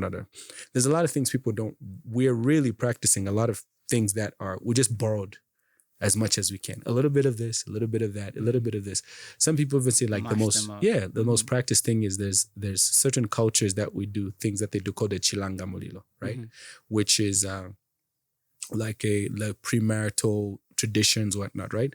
Now, maybe only one culture practiced that at one point in Zambia, but now like nearly every wedding has the same thing. So what's chilanga? Chilanga mulilo. So chilanga mulilo is basically this thing where the girl's family brings a bunch of food from her culture and then they have this feast, right? So the ladies have their kitchen party, then the guys usually have a chilanga mulilo. So like her family will come and bring food to my home, and then all my uncles, friends, whatnot, and we'll eat, and then we'll give all the ladies that came to bring the food before they leave, we'll throw money. Like, so we'll be throwing money from the time they enter through the gate, throw money before they enter into the house, throw money. So they'll leave with a bunch of money, but at the same time, I've got this whole meal that I'm sharing with my friends. So they're basically telling you, this is the food that your wife will be cooking for you when you come into the culture. You hope. Yeah, I know, right? Mine was so cool because my wife is mixed race. So people like, there was like some fancy stuff, like samosas, and my friends are like, oh, you're going to be eating good. Because usually people eat like traditional food. Yeah. Man, my wife brought samosas, pies, and some traditional stuff. I was like, it was funny. So I gotta say, like, that's what basically happens in the culture. So, but it's so people like something from one culture and they take it. People like something from another culture and they take it. And then just say, okay, cool. And I think a lot of people prepare for the wedding more than they do the marriage. Because the marriage, I always tell people, culture is everything. Why? Culture is not just your background. Culture is how you live life, how you pursue life. And you will approach life from your cultural experience. Like I would definitely love to know, like, what is it like for you in the sense that your wife is from Scotland? Yeah. You are from Kenya. How did two people with cultural different views end up forming one union into the sense that this is how we're gonna do life? And because we have little me's. Yes.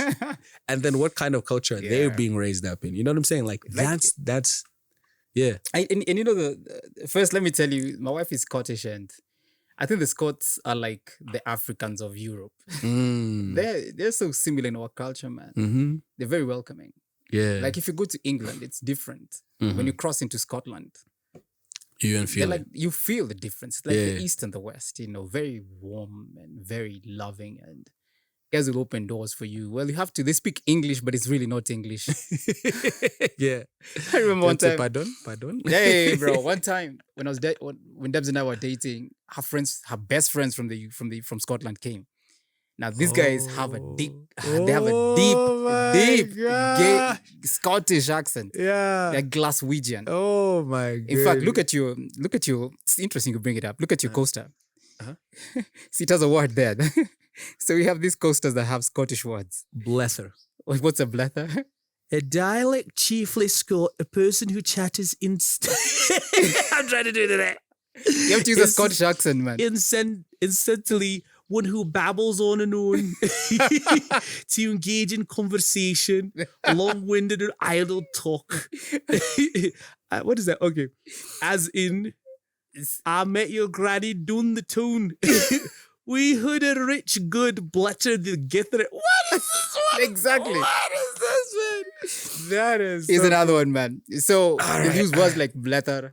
So it's blether. Yeah. Okay. That's Egypt. What do you think an Egypt is? Egypt dialect, chiefly Scot. Idiot, simpleton, one not possessed of all their mental faculties. One isn't able to properly conduct their own affairs. As in, you're after your heed. Yeah, Egypt, that's not a real dog. That's a no real dog. Now I'm wondering, like, I'm hearing Egypt, then I'm thinking, what is heed? Heed is head? No. Oh my gosh. Egypt is idiot. Wow. Also see Bohead and Dunderhead. Dunderhead, yeah. Okay, yeah. Bohead and Dunderhead. Yes. Okay, cool. So her friends come, and that's how they're talking, bro. Wow. I checked out of that conversation way early and I Your let them man talk. doesn't say much. You're talking I'm like, it's not that I don't want to say much. I just don't understand what you guys are saying. I mean, they'd be like, yeah, this girl came and waddled. And I'm like, what's girl? Girl is a girl. Whoa. And waddled is the world. So it took me a while to be able to catch up with this. Wow. So, but to answer your question, so my wife and I, two very different, backgrounds growing up. Yeah. I grew up in the ghetto. She grew up, she was born in Ireland and then they moved later on to, in Belfast, then they moved to Glasgow. But what I do thank God for is her family is Christian, strong Christians. So she's been raised up in that manner. Yeah. And she moved to Kenya in 2002. And so she had been here for 3 years before her and I linked up. Wow. And and all her friends were Kenyan girls. So all those things that you're talking about, going for rorashos, that we call it a rorasho, like where you're going to be the family of, you're going to declare your intentions that you want to marry these girls. She had gone for all those things. Wow. She had already been, what's the word? Inculturated? Is that a word? Yes. Indoctrinated. Yeah, she'd already got into a system. So, but there's certain things that probably we look at life differently, how they used to systems working, here systems don't work. Yeah. Or they work, they just work in a different way. Yes, I know a guy. That's it. You're wasting your time. I know a guy. No, but it should. And for her, she's like, why do you need to know a guy? Yes, shouldn't the system just work without knowing a guy? Yeah. But a lot of it, I have to say, I thank God that my wife knows. Like, she knows and she loves Jesus. Yeah. And the fact that our relationship is based and established on that, it has helped us be able to overcome any of the challenges. And also, although the fact that I've been raised up in the ghetto but my parents had exposed us as much as they could to as many things as possible. So, and I'd had the opportunity to travel. So that helped me a little bit be able to appreciate different cultures. I think exposure is a beautiful thing. It's beautiful because it helps you be able to appreciate different cultures, man. Yeah, and your self-value changes. Yeah. Because I'll tell you this, in my career, when I was starting to write music, I used to write, because, English is probably my biggest strength, followed by Nyanja, then like Bemba languages. These are like 3 major local languages. So what I found is that when I started my career early on in 2006, 2007, I was trying to do an album. I met a lot of my friends who were blowing up at the time. I was really young and their careers were taking off. And they would, I'll be like, yo, what's it like, man? Yeah. Now you're pulling crowds. And they're like, oh yeah. I remember one guy tells me like, yeah, bro, just to tell you the truth, man. I don't know if you'll make it in this industry because Zambians don't like people writing English. Oh, wow. And I was gutted, because I was like, Zambians don't like ish, So, and then later on I moved to Oklahoma and I had friends from all around the world who were like, my music was the music they would go and sing when they went back to their home country and different things. And so many people would be like, oh man, we're singing your song in a mission field in Thailand. We're singing your song in Brazil. We were singing your songs. Yeah. And that's when God is like, listen, your music is for the nations. Like it's for the world. So I like that. Yeah. Man. And I was on this fear of how do I get accepted by the Zambian people? Meanwhile, just like God's like, yeah, that's the Zambian people love you and expect, but your music is for the world. Yeah. And I think generally, so sometimes there is why I say it's good for your also like for your confidence, because sometimes we don't see ourselves as world beneficial, world changers. You know what I'm saying? I see a lot of us are like, oh, I'll just do anything. You know what I'm saying? If I go abroad, I'll just work a small job or do whatever. At least I've made it, right? Yeah. We don't think of ourselves like I'm here to actually. God's brought me here to change everything, right? So there's usually that's kind of the other way around. But I generally believe like there are Africans and there are people who really like they have world assignments, man. Yeah. Like they have places where they're gonna go and just change the way things are done there. And you've written great songs that go beyond Zambia. And some of your songs we sung them here. Yeah, thank you. Even at the K Crew Bible study. Yeah. Overcomers. You guys, I think you own the rights to Overcomers. We sang it so much, man. We've used it for declarations, man. Yeah. And like I'm so grateful that when you sing your music, we can be able to relate with it. And sometimes it's good when we write songs in our dialects. Yes. Like in our mother tongue. Exactly. And because they connect different. But you're one of the few artists who's able to sing a song in English. And you're one of us, but it's like you have that license, you have that leeway. Wait, it's Abel though. When he speaks, it's polished. He has this accent that's very appropriate. And the songs allow you to do it. The other guys who will try and sing in English are like, no, just stop. Just sing in your native language, just sing in your mother tongue. Your mother tongue is fine. But I've resonated a lot with your music, man. Thank you. And I have appreciated your songs. One of the songs let me just highlight, and maybe you can even talk to us about Laughterhouse and things, but Ichite Muiko is like, I heard that song. I think it was in 2014. Is that when you released it? Yes. I was like, actually, December 2013, because that was the first song I'd released before I released my album in 2014. Bro. So yeah. That song, I don't even know what Ichite Muiko means. So I guess you can break it down for us. It means love. It means love. Yes. Hey, so when I tell my wife, can I tell her Ichite Muiko? No. So, can I call her that? Nariku temwa, like I love you. Yeah. But Ichite Muiko is like love in its sense of, let's talk about love. Let's talk about Ichite Muiko, right? That liking, that loving factor. So it's like you're speaking it as an entity, like okay. Yeah. As an entity in itself. Yeah. Ichite Muiko. Like the love that we have. Oh, that's dope, right? man. Yeah. That's dope, man. Yeah. I like that. So what I say, Ichite Muiko chobe, like the love that you have, like it's not like others. Nganaluba, like if I get lost, your love always brings me back. Yeah. Then in the bridge, I say natuye fevaviri, which what I'm basically saying is like, let's go. Like, let's take a journey together, just the two of us. Yeah. Dude, that's such a nice song, man. There's something that you say in the lyrics. You say, sometime? No, I'm gonna. It's not every day I want you. Yeah, I don't mean to sound so harsh. Yeah, but it's every day I need you. I loved you right from the start. Sometimes I feel I've drifted off to the furthest stars, only to find I'm rested, wrapped in your loving arms. Then I say, Echite Muiko. And what I'm saying is like, this is the love that everybody cries for. Yeah. Oh, man. What led you to writing the song? Is it an experience? It was an experience. It was 2 years into my marriage. And I was like, yo, it's working. You're in year 2. In summary. And I was like, because these things, like first you write all of these things like, oh, you're the world, you're the most amazing person in the world. Now you're like, Can I change that?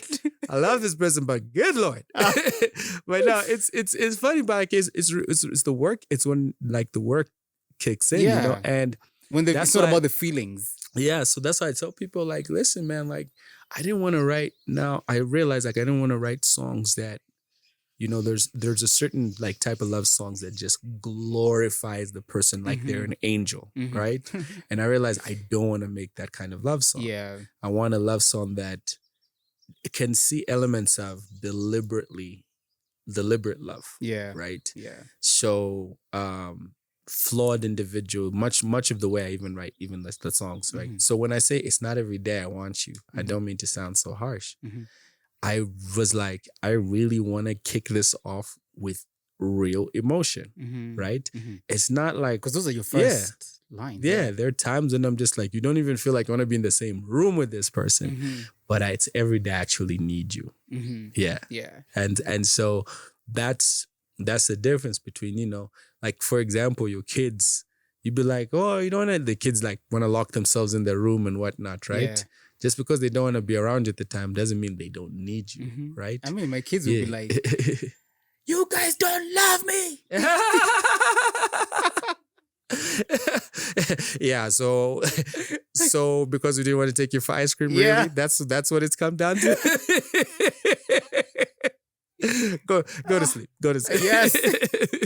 This is the worst day ever. And it's like 30 minutes since the kid woke up. I'm telling you. Oh, man.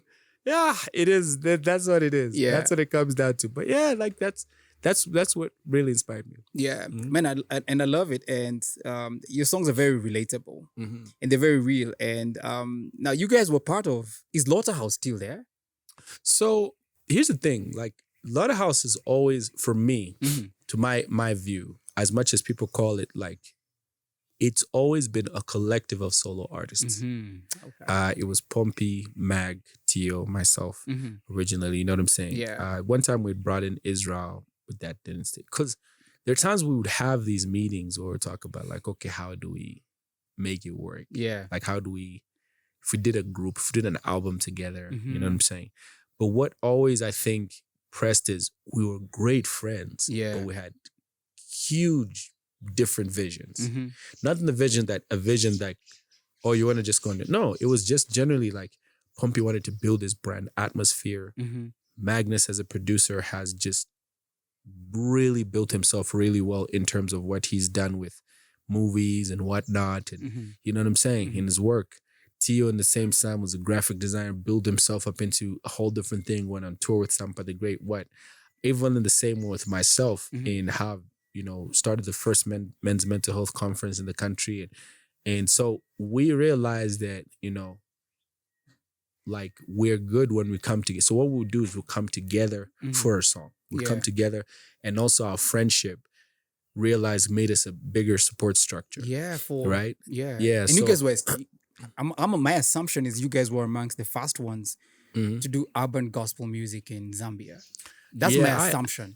I think we also, one of the things I can honestly tell you, there are certain things that happened that I genuinely feel put us where we were at the same time, like made us, you know, we had controversy we didn't go looking for, right? We didn't go looking for controversy, but we realized how traditional a lot of things were that they created. So gospel hip hop was something that we all go, like we had guys we were doing the same thing with, right? I wouldn't say even guys we learned from, because like I grew up in church. My brother was a rapper. We would rap in church. You know what I'm saying? I don't think we were doing something that was different from what I'd seen other guys do it. So I wouldn't want to say, because the people became like, oh, we used to do what you guys are doing. What? Yeah. But I think for us, what ended up happening was, first of all,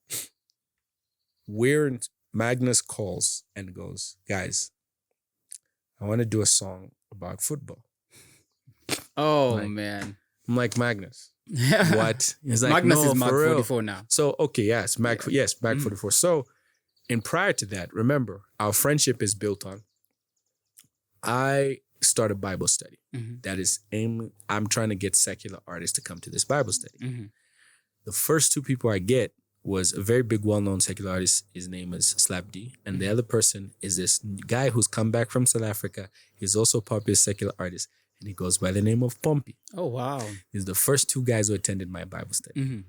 So from that, I never tell people, quit your music, whatnot. And it's growing, right? And then we've got this street evangelism, right? That I do with Mag 44. And God is doing just amazing things from that. So all of these things, then Pompey one day just decides, not even like, oh no, we told them to, just decides after a Bible study, posts up and says, I'm no longer going to use my music to glorify myself, but I'm going to use it to glorify God. Oh, wow. And from the Bible study, because even like people he mentions that were really instrumental in helping him stay strong was Pastor Mpangwe. He says also one time I invited him to come to my youth group, you know, and he says like there's certain things where he felt people around him already, like there's some people that helped him. You know what I'm saying? Of course, there was the weirdos that popped up and said they wanted to make him their spiritual sons. It was be your papa and mama. That's a whole nother story, man. So fast forward, we're all now doing work with Magnus. In fact, when Pompey approached Ian, Ian is the one who did that. Ian is the hidden gem that people don't know about. Ian taught Magnus how to produce. Ian is the one who does the mixing and mastering of all our music. Oh, wow. Yeah. Really but good. He's an introvert. He's a genius. Never see him on You never see him anywhere, man. You won't see Ian. He won't post up. Maybe once in a while you catch some picture of Ian. Yeah. But yeah, he's a very, very wise, very likes to keep in the background kind of guy. So, you know, it's like Maggot's Pharrell and then Hugo is in the background. Yeah. Right? So Ian was approached by Pompey before he became a Christian. He said, hey, Lud, can you guys do my music? And Ian says, nah. He says, you got to know Jesus first. So you got to know Jesus first. And that's the condition that Ian put on Chaka. So Chaka's like, but I'm like, no. So when we started doing the Bible study, I feel like that's where Chaka's relationship, Pompey, started really changing. And there was another guy called Mandiva who was very instrumental in Chaka's life. And so when we did that song, Chipolo Polo, and we had started making our music, right? We started making our, so by the time when Chipolo Polo now drops, then all of a sudden we shoot the video the first day the Champ Africa Cup is starting. And we're in a bus. We shot in and out of town. And we're in the car. And me, Magnus, Pompey, Tio in the vehicle. And then I forgot, I thought whether it was Mag. I think Pompey goes, yo, imagine if we win. Yes.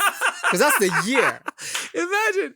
And I remember we're like, yeah, imagine if Zambia actually wins. Because look, we just did the song. We've just finished the video, right? Yeah. And now we're driving back. I was just like, imagine if Zambia wins. Oh yeah, we were like, hey man, that would be so cool. Because imagine then I'll be laughing because I never wanted to do that track. Yeah. Right? Magnus was like, let's do this song, bruh. I'm like, why would we want to do a song about football? Then Magnus knew he had to convince me, like, no, bruh. You know I love you. I know you love evangelism. So it's another way of evangelizing to people. Like showing people, hey, we're Christians, but we also love football. Yeah. Like, it's like, okay, fine. It's gone. Really, to be very honest. Bro. And I was so annoyed. I won't even lie. I was so annoyed at the recording because everyone had written these nice lyrics. Rap type verses. Yeah. And I wrote this nice rap type verse. And then when I'd been done, I'd finished. Then I don't know, I did the ayo. And I was like, yeah, I think just keep that. And I was like, y'all are hating on me. First of all, you make me jump on a track I don't want to be on and whatnot. So that's all right. And then the first night, Zambia, I think, won like 3-1. Now we're calling each other like, yo, this team is on fire. Bro, every game. Now we're like, yo, is it really happening? It could be happening, yeah. By the time we got to the final, we were literally watching it together. Wow. On a huge, in the cinema, on a huge screen, it was projected. And had you dropped the song by that time? And we had dropped Chipolo Polo, the video during that time. So it was on TV every day, bro. Every day. And then they win? Come on. Bruh.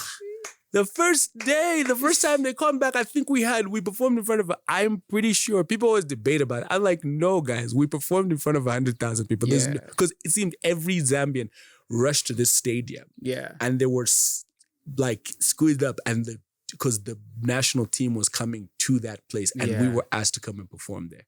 Oh, so man. The song, the movement started being built up. So it's like now people are seeing this thing, Lotta House. Yeah. Lotta House. Right? And then with Vichani, with Max Vichani, it was my first jump to listen from you guys, Vichani, And the way we approached it, we didn't, we allowed Kenny to be creative, the director. It wasn't like we're trying to make what traditionally we'd see in a music video, right? And it was just the right time. But then, of course, like I say, controversy where you're now being invited to do events that I know, Christian. It started with Pompey being invited to Big Brother to do a performance. That was a huge, Big Brother, no. It's everything that happens in that place, It was crazy. So Pompey's performing like at the live show. And one of the things is he tells a very amazing testimony because in the background, he was prepped. Hey, listen, you're not allowed to say Jesus. You're not allowed, you know what I'm saying? Certain things. But he did it anyway. And he said he got to meet so many people who worked on that project in the background who were believers. Oh, wow. Right? That's who just like, bruh, you've given us such a boost and a confidence, right? So knowing what was happening in the background, but then now you're fighting the church. Then there's a famous Nigerian rapper who came to the country. And my older brother he's also in security and events, right? So he hits me up, it's like, hey, listen, I'm doing this thing with Nigerian embassy. They're bringing this famous, he says, do you think we can get Mag on that stage? Would Mag be willing to perform? It's going to be a series of shows, and the first show is going to be in a nightclub. So I call up Mag. I'm like, Mag, would you be willing to do it? Mag's like, dude, I've been dying to do something like this. I'm like, yeah, let's do it. So I remember Pompey and I had come from a worship night. So we're like, dude, let's go and rush and support Mag. So we got to the back of this club. It was called LIV. And Mag just like, the moment he saw us, he's like, oh man, thank you. I'm just backstage with all these secular artists. Like I just like, God, am I really at the right place? What? And this is crazy. So Mag, all of a sudden, he's about to go on stage, right? And there's these other artists who have gone on, right? Done got their dances and everything. It's in a club. So you could see some people like kind of leaving, you know what I'm saying? The crowd is scarce. Then the first song Mag comes out with is When I Wanna Live. People ran to the stage. Oh my gosh. People were like, because they couldn't believe it. Like, wait. They know the song, but they don't know they heard it. Oh man, these people sang every single word, every single lyric. I was just like, this isn't a club. And so now the last song was Vichani. Yeah. So now Pompey and I come out from the back. Next thing this club is erupting. And you knew like, okay, yeah, this is who we're called to. Yeah. And when we're done, like then I had an invite to do Oktoberfest. It was like, so that is, Oktoberfest is like a beer fest. Yeah, yeah. Got backlash, but Here the team too. was like, they drove with me out of town. We did that concert. And then I think the biggest icing on the cake, there was a thing called Day of Thunder. So headlining it ended us and Casper Vest. So Day of Thunder was sponsored by the biggest beer company in the country, right? Zambia Breweries. And there was about, at the time, it was like super packed, right? And we now had to do our set as Slaughterhouse. So we do our set. And then we're like, okay, thousands of people were like, all right, let's go. Sinner's Prayer. Oh, man. Man, it was one of the most beautiful moments. At like this you gig, saw people with their alcohol crying their hearts out. Crying their hearts out. People were just, because I've always just believed, like, man, listen, when people experience Jesus, it's a whole different thing. Yeah. It's a whole different thing. People were crying their hearts out. Of course, churches were mad. A lot of people were mad. A lot of people wrote against us. The path you guys are on, you know what I'm saying? We were blacklisted from a lot of ministries, even for years, man. Bumpy was talking about an incident where just this year, some church, some organization said, you know what, we've had this thing against you for like such a long time, and we feel like we should be working with you. You know what I'm saying? Rather than, being against. And really because they saw how he was received by some of the people that they respect internationally. And then now oh, wow. You know what I'm saying? A prophet. Exactly. Has no honor in his hometown. Yeah. So you get that sometimes. And over the years, I think we've found ourselves in some of the most influential spaces. Like now, for me, if there's a conference, anything to do with mental health, usually I'm invited as a speaker. Even amongst doctors, even amongst I did one with a bunch of doctors, and I was probably like the only speaker who wasn't qualified in there. Yeah. You find yourself in these places where God has really opened doors to be able to do stuff that I just generally, and when you're there, you're just people see God. I always tell my prayer every time before I do anything public, I would say, Lord, let them not see me, but see you. Yeah. And I feel like that's always what happens. Like whatever God's agenda is comes out. Yeah. Yeah. Now, I know my guys here saying that we need to wind up, but I've got to ask you this. Haters. These are haters. That's it. Yeah. They're rushing me and I'm like, there's such good conversations going on. Yeah. No, you can't give us peace. You know what I'm saying? No. This one is to continue. Anyway, part two. Part two. Okay, cool. Hold up, not yet, man. Drinks on me? Did that put you in drama? Drinks on Me, I think Hey. Drinks on Me over the years has always brought like what, especially with certain groups of who I won't mention, certain groups of denominations are like, no, that's not. But Drinks on Me, I gotta say, like there was one time my roommate at the time in Bible college, his name was Michael Watson. He used to play the blues, so he got me into this vibe of thing. And then one night, man, we were just worshiping God, and I'm just like, I had this song, and I tell Michael, I'm like, yo, I've got this song that will make you drunk, and he's like, we'll jam it, and we start jam, and he just had this that's a doom doom doom doom. That's just got that blues feel to it. It was kind of really just the influence of how he would play, and I remember the first time we did it, yo, I won't even kid. It was a thing called Synergy. It was in Oklahoma.